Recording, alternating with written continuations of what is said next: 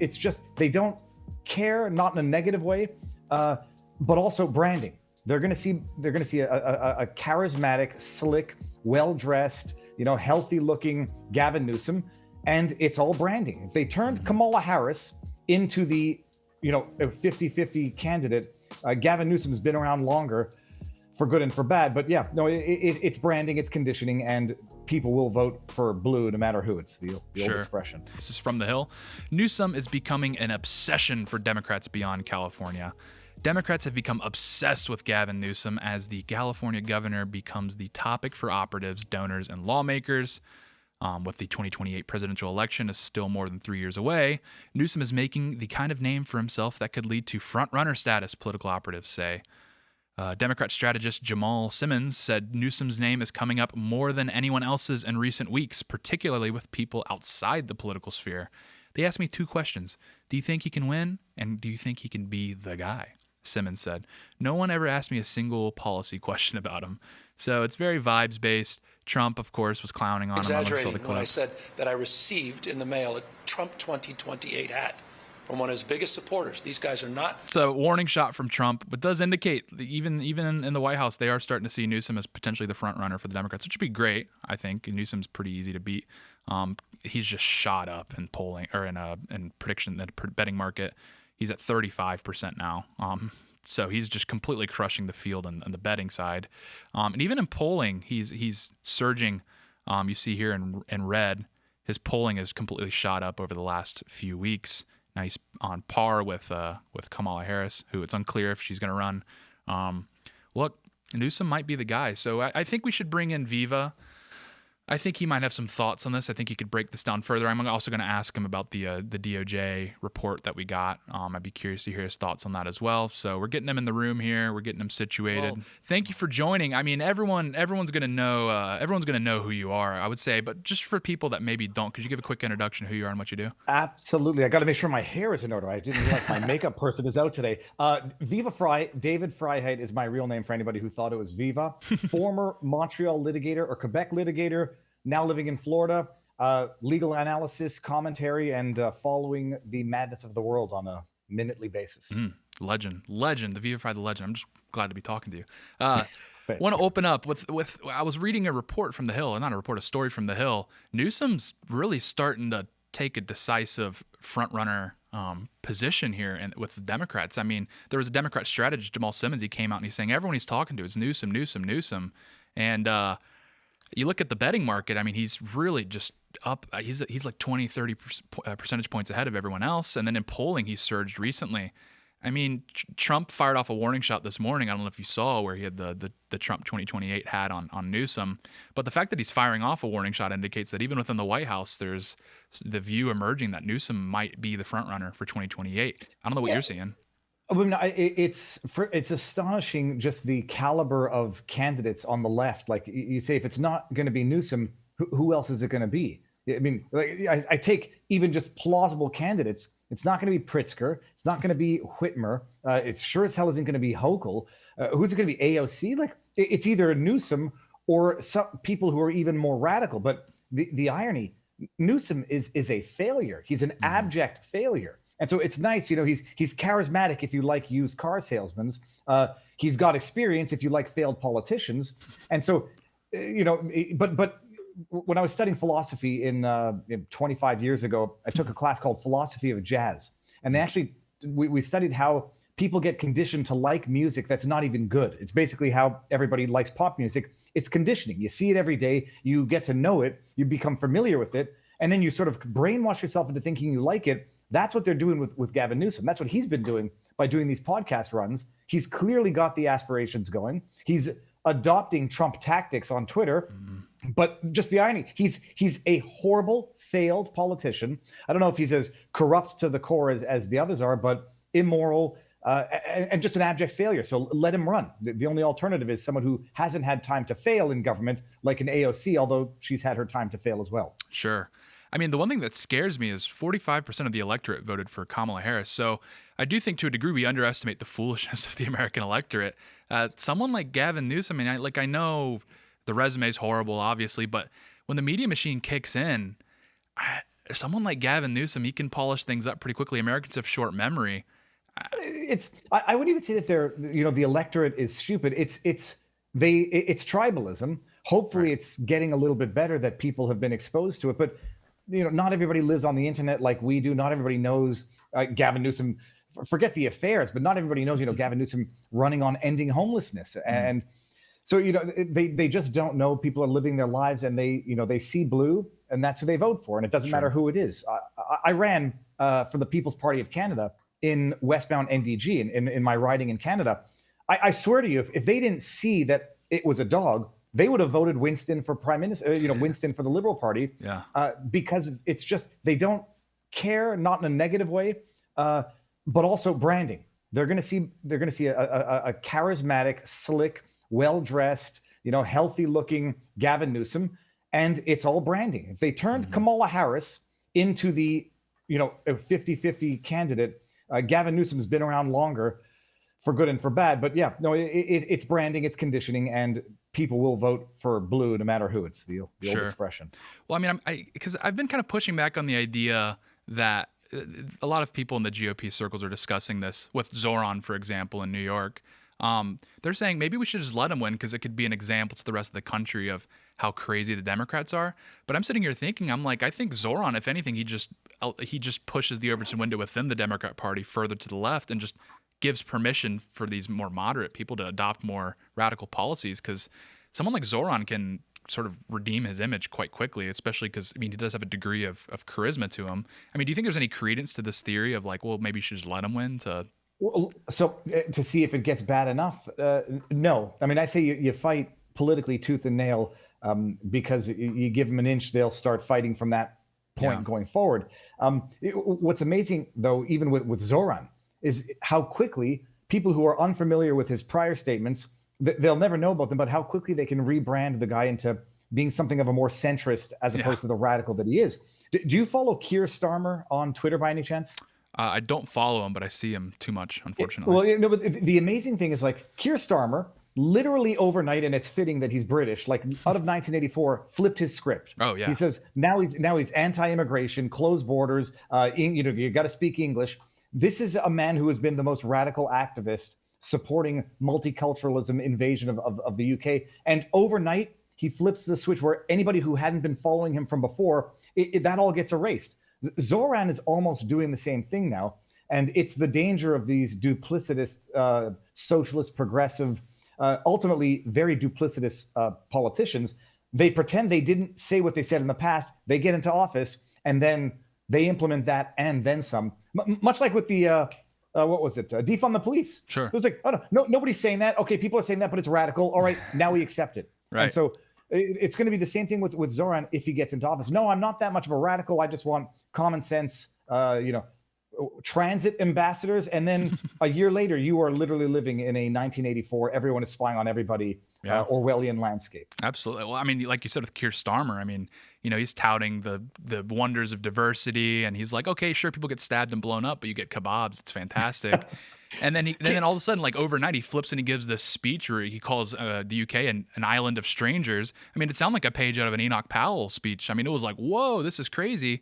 And the media over there bought it. And, you're starting to see Gavin Newsom adopting somewhat of a similar playbook. And Gavin is ignoring the fact that, first of all, I don't trust the stats coming out of California, period. But the demographic stats in terms of who's leaving California versus who's going to California, you can't falsify those, or at least it's more difficult to. Crime stats, if people stop reporting, they stop convicting, they can change, Asian to Caucasian and then jack up one stat versus another.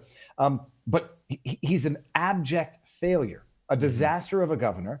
And, I think they say between the AOCs, who doesn't even have that much of a track record to have been a failure yet, versus Gavin Newsom, I can see politically they say, well, we'll take a Gavin Newsom because at least he's got a track record of failure that we will then be able to hammer home. But people don't even listen. People are going to go, Gavin's going to go do the podcast. He'll go on Call Her Daddy, and they won't talk about his failures. But he's clearly, he's got the strategy. He's adopting it. And it's obviously what he wants because he's a power hungry sociopath. And I say that as a armchair psychiatrist. Sure. No certification. Yeah. Well, there was the report in the New York Times, it was either this morning or last night, that the White House is considering offering gigs to Eric Adams and Curtis Sliwa, the GOP candidate, to basically just get him out of the way, so that way Andrew Cuomo has a shot at dethroning Zoran. And Jack Posobiec, he had a speech this morning at NatCon where he was just saying, look, the thing with Zoran, it's one thing just to try and get him out of office, prevent him from holding office, but you're going to have the same problem in 4 years. Jack is saying, we need to have a conversation of how are people like Zoran even getting created? The irony is you're going to have either a mass murderer, and I consider Cuomo hyperbolically to have been a mass murderer for what he did during COVID, versus an aspiring mass murderer, because that's what socialists and communists are. These are the two best candidates. Right. I don't like Cuomo, period. I'd rather see everyone put their weight behind Eric Adams, because I think he's a more, oddly enough, his realignment has been more organic. It's not like a flip of the switch like Keir Starmer. He's a more reasonable person. I would love to see him throw his support to the Republicans. And I think there would actually be more.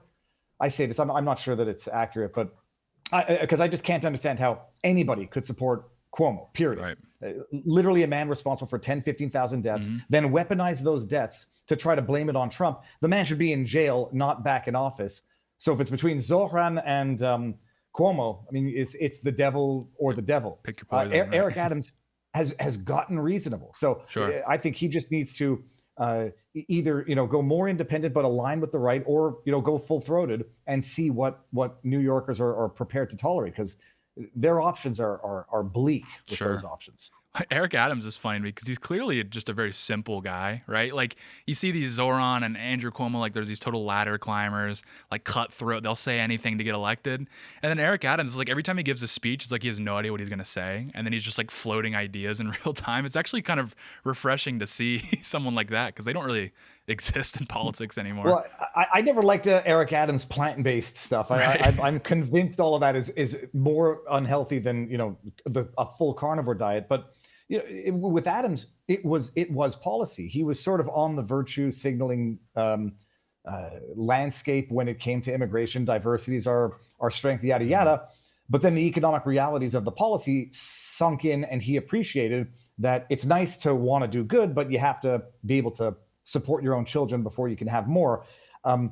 He's come around on his policies, and I think he would actually be of the three, obviously the best. Who's the guy with the beret? Curtis Sliwa. I don't know enough about him, but I do know that I think people are right about, who am I to judge someone for what they look like? But no, Eric Adams has come around in an organic way, and I think he would be the best leader. So I don't know how to make it happen, but people who are voting for Zoran, they're the same people who were voting for Justin Trudeau in 2015. Right. And I voted for Trudeau in 2015, not because I liked anything about him, but first of all, I knew nothing. You only are paying attention to 30-second commercials you see on TV at the time. Sure. And you if you don't know even what to look for, you're not going to know anything. And so they're young, they're idealists, and they see in Zoran a young, newly arrived immigrant, or at least and then they're going to feel good voting for him, even though they have no idea what policies he's espousing and how it's actually going to destroy New York, as anybody knows it now. Yeah, well, it's interesting that the White House is considering. It shows that the White House, this is a different ball game compared to previous GOP administrations, because they're not afraid to go on the offense to address these issues that Americans are concerned about. I mean, Americans don't want to see our largest city fall into the hands of a insane kind of third worldist Marxist like crazy person. And with the same regard, there's a story that the Daily Wire actually was reporting this morning, where the DOJ is deliberating potentially just outright banning transgender individuals from owning guns. I don't know if you've seen this story. If you're familiar. Well, I was gonna.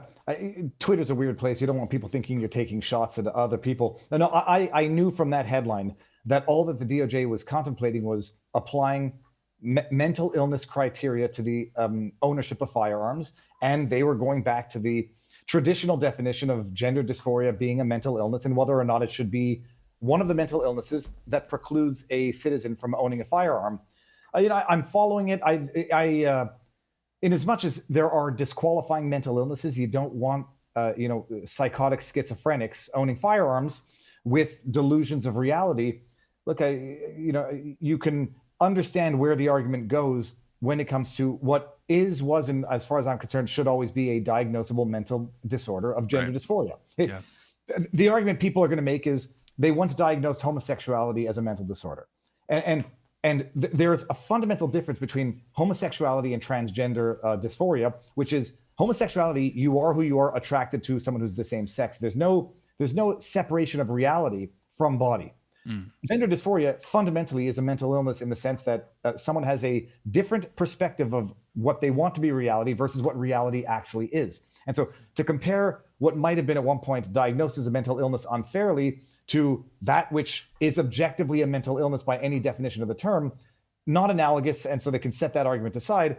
The bigger concern is going to be, this is one big step towards red flag laws, where they're going to say, okay, if you haven't been diagnosed as transgender, but you have certain sexual gender, predilections, whatever, someone calls in the authorities, say, hey, that guy's transgender, he owns a firearm. Or are they going to ask you about your gender ideology on an application? It's one thing to go to a doctor, but are they going to say, do you identify as trans? Well, those are exactly questions we don't want people asking right now, period. So it's a double-edged sword. I see where they're going with it. But yeah, well, I mean, like someone just crushes the notes of a Michael Jackson song in their car and they just say, oh, he's trans. There's something going on there, and they come after you and take your gun. It's the issue we had. I mean, even with schizophrenia, with other diagnosable mental illnesses that people would say, yeah, you shouldn't own a gun. It takes a disgruntled ex-wife or something to say he's an undiagnosed crazy person, go get his guns, and then lo and behold, you have like Joe Biden type FBI raids where people are getting shot. But it's interesting. The administration definitely is bolder in what they will contemplate as talking points, even if they don't make policy of it. I think the underlying issue here is from the military perspective, they said, look, gender dysphoria is a mental illness and it might disqualify from certain types of service. Well, I can appreciate where they're going with the extension of this argument, especially in the wake of what we've been seeing now in the States.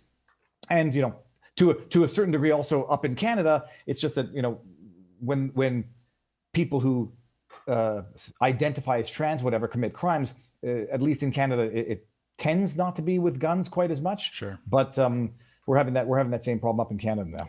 Yeah, well, you saw yesterday JD Vance and his wife Usha visiting the site of the shooting, to pay their respects and that sort of thing. And he had a quote that was quite interesting where he talked about how we need to have a national conversation around some of these, psychological medications that people are taking. I had Naomi Best on the show Thursday, who's, a mental health expert really, and she broke down sort of how easy it is to access a lot of these medications and these sorts of things. And you kind of wonder if the DOJ maybe should take more of a look at that, because I mean, like you talked about, the disassociation that occurs with transgenderism, where you're removing sort of your body, or you're separating, putting a rift between your body and your mind, your soul, that sort of thing. A lot of these psychiatric drugs do something very similar, and we've seen a huge ramp up in prescriptions for these sorts of things. Well, the admin's already heading that way. RFK coming out and saying, look, you guys want to focus on the guns. I think we should talk about the SSRIs. It's not if anybody who I've never taken them, period, full stop, because I'm absolutely neurotic about what it might do. When I was a kid and I used to suffer from migraines, the doctor said, well, we'll prescribe you a low, what's it called? The things that like a type sedative, like an Ativan type thing. Yeah. And I said, it's for a migraine. He's like, well, that it relaxes you, whatever. It's like, I don't want to take anything that tinkers with the brain chemistry. These SSRIs, I mean, there's a reason why on the side effects it says it might increase the risk of suicidal ideations, because you're messing with brain chemistry. And it's one thing to say like they know what it does, they don't know what it does, but they know it does certain things. You're messing with brain chemistry. Some people who have depressive thoughts don't act on them because they lack the motivation, for lack of a better word, to do it. Then they get on these medications and they finally have the motivation to do now what they have wanted to do or been contemplating doing. So, it increases the risk of these in a substantial amount of people. And the amount of kids that are jacked up on these things, and I can tell you this from my own experience now with the public schooling system, it's insane. And so, true, someone who kills someone with a gun, necessarily they used a gun. But what is causing this issue now, it's what's new versus what's not new. Whether or not guns have gotten more sophisticated, guns have always been around, and these shootings didn't exist 50 years ago, period. Sure. SSRIs have not existed for 50 years to the extent that they do now. Yeah. And so you just gotta look at where the problem might actually be occurring. But the normalization of mental illness in today's society, and not just normalization, but glorification and glamorizing of it. We've literally entered the era of idiocracy, where you don't treat mental illness, you affirm mental illness, and that is exactly how you make it exponentially worse. And we're seeing the consequences of it everywhere. Yeah. And it's in the States, the left wants to go straight to the gun issue. You look up in Canada, we've got a number of very, very prominent, outrageous situations where I don't even think the guy in Quebec was bona fide trans, but a man murders his wife and 2 kids, says he's trans, and then there's a debate as to whether or not he gets to stay in a women's facility. The other story that just happened up in, I don't know if you heard about this, up in Welland, Ontario, a psychotic individual sexually assaults a toddler by breaking into the neighbor's house, and on his Facebook page it says she, him. And so, I don't think these are bona fide cases of transgenderism. I think it's actually psychopaths now exploiting this movement. But what we have now is not just a normalization of mental illness, but an absolute glorification of it, where you get people copycatting mental illness because it creates some sort of social protection. Right. Yeah. I mean, you're seeing this general. You're seeing this general decline, and people just aren't thinking clearly. I mean, J.D. Vance, when he was there laying flowers, is you had a group of I would say protesters, I guess is what I don't know what you would call these people, just harassing him, saying, oh, do something about this, like you're a coward, these sorts of things. And you see that, and it's horrific and grim, because we're talking about children here. And from most of the mainstream left, pundit class and even the politicians, there was almost an endorsement, a soft endorsement of holding these politicians accountable. And it kind of gets back to our conversation of the direction the Democrat Party is heading in. It's like that kind of stuff is not only palatable, but it's like it's emphasized. It's emphasized to sort of behave this way within the Democrat Party.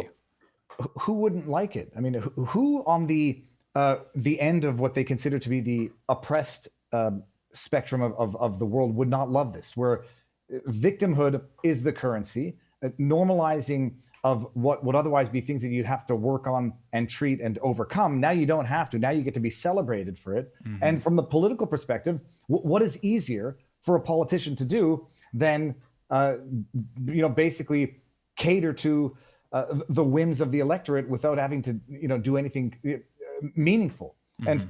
And watching the RFK hearings this morning, like you have this party claiming to support the science when what they're doing is the antithesis of science in every respect. Mm-hmm. But it's not just politically palatable to many. It's the easiest way to garner support by just saying it's okay, you're good, and we'll affirm you, as opposed to the tough love that good parenting requires. Right now you have bad parenting in government, which is bad government, not under the Trump admin, which is the tough parent. But that's been the MO of the Democrat Party for the last, as long as I've been politically conscious. Absolutely. And I mean, that's a great way to put it. And you're seeing this tension in the Democrat Party where the guys that know how to win elections, the strategists, are just pulling their hair out saying, okay, we need to moderate. We have to moderate. This has gone too far.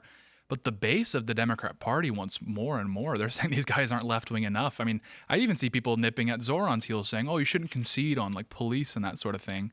And it's like, yeah, you're just seeing this massive rift between strategists and the base. I mean, well, you can never placate people who want merit without the work. I mean, that's the more you give, the more they're going to. I don't know if avarice is the word in English.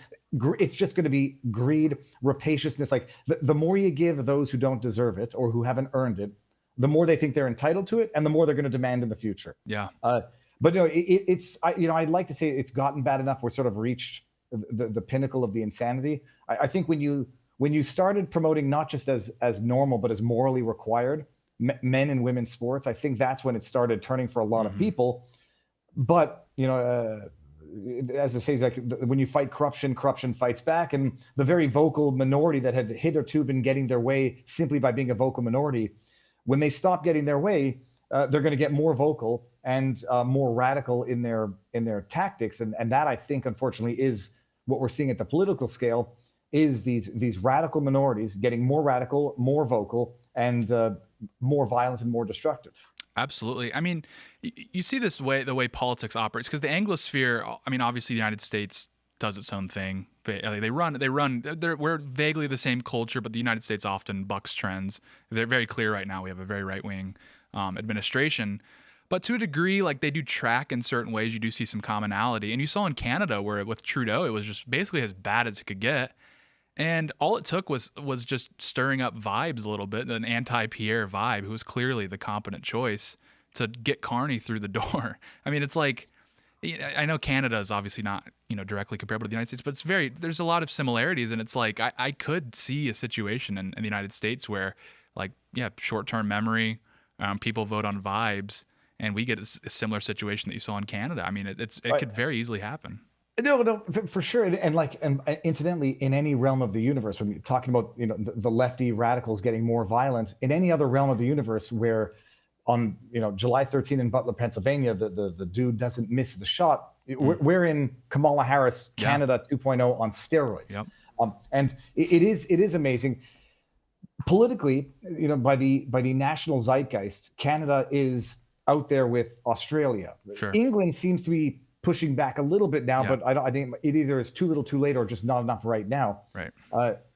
America has always been the beacon, and it's always been the exception, but it's only by an actual miracle that it's where we are now, because in any other realm of the universe, that day turns out differently, and the history goes down it goes to hell in a handbasket. Yeah. But no, what is crazy is just Canada is the living example of what happens when state-funded media has no meaningful opposition from what we call alternative media. Yeah. People don't really appreciate it. Why Pierre Poilievre lost that election, it's due in large part to his own political cowardice. Sure. But it's due also in large part to the monopoly that legacy media has over the minds, the hearts, the souls via the media up in Canada, state-funded media that it amplifies or doesn't what it wants to amplify, and ignores or suppresses that which it doesn't even want to give breathing air to. And that's basically what they did to Pierre Poilievre. And he didn't do himself any favors, but at least in America, there's a vibrant populist movement. There's a vibrant populist base and meaningful alternative media that I dare say is, has a broader reach than the legacy media. You just don't have that in Canada. You don't have that in Australia. Yeah. You don't really have that in the UK. And you can see how it's very, very easy to control and manipulate entire swaths of people when you have basically a monopoly on information. Absolutely. I mean, that you hit the nail on the head there. Well, Viva, I mean, I imagine the majority of people know where to find you, but for those who don't, who want more, where can people find you? Well, I made it into a Daily Mail article because I was mildly critical of the. I was highlighting the Epstein missing minute yesterday, which I need someone to tell me if the guy in that missing minute was the guy who was one of the two prison guards that was sanctioned over their negligence. But either way, I'm on the internet, Viva Frei. If you Google it, you'll find me. I'm live on Rumble at 3:00 daily. That's my time in the time slot. Twitter is the Viva Frei because there's some Russian dude who had Viva Frei from way back. And vivabarneslaw.locals.com is our locals community, and it's one of the best communities out there. So those are all my socials. Well, awesome, Mr. Frei. Thank you so much. We'll see you next time. Absolutely. Thank you for having me. Yes, sir. Well, that was Viva Frei, the legendary Viva Frei. It's so good to have him in there, give his thoughts. Yeah, I mean, painting that picture of where this could go, what avenues the left has to regaining power. That's not a prediction. That's certainly it's a nightmare, obviously, but that's to say is we still are on a razor's edge, right? With the Trump administration, so much promising things happening, obviously. It is the most right-wing administration, certainly of my lifetime, and people far older than me's lifetimes. But it does. I just want to illustrate how quickly, like I said earlier, you can't underestimate the incompetence of the American electorate, right? This is a country that almost half voted for Kamala Harris. So we still are on a razor's edge. We can't take our foot off the gas, especially with the midterms coming up. You just can't. You can't get complacent. You always need to be aware of threats and these sorts of things. So that's what I was interested in. So thanks to Viva. That was excellent. Yeah, with that, I think we'll wrap up here. I've been your host, Tate Brown. You can find me on X and Instagram at @RealTateBrown. We'll see if Tate Thursdays becomes a thing. Who knows? It's up in the air. It's we'll see what happens. But with that, be here for Timcast IRL tonight at 8 p.m. We have Connor Tomlinson, Tim Pool will be hosting. So don't worry. Again, it's not a sick thing. It's he's turning to the bench, right? He's giving me some PT. You know, you love to see it. So, yeah, we'll be back for Timcast IRL. I'll be on as well. Connor, the legend. It's gonna be a great time. So be there. We'll see you there. And thank you very much for watching. Have a good rest of your day.